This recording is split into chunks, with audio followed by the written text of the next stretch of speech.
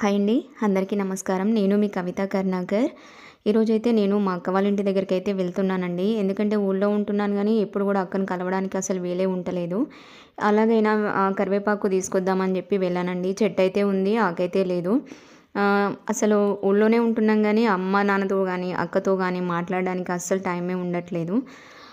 Time తెల్లారుతుంది, పొద్దుకుతుంది. అదే విధంగా అనిపిస్తుందండి. ఎందుకంటే ఇల్లు, ఆఫీసు, కర్రీ పాయింటు పోయొచ్చేసరికి చాలా లేట్ అయితుంది.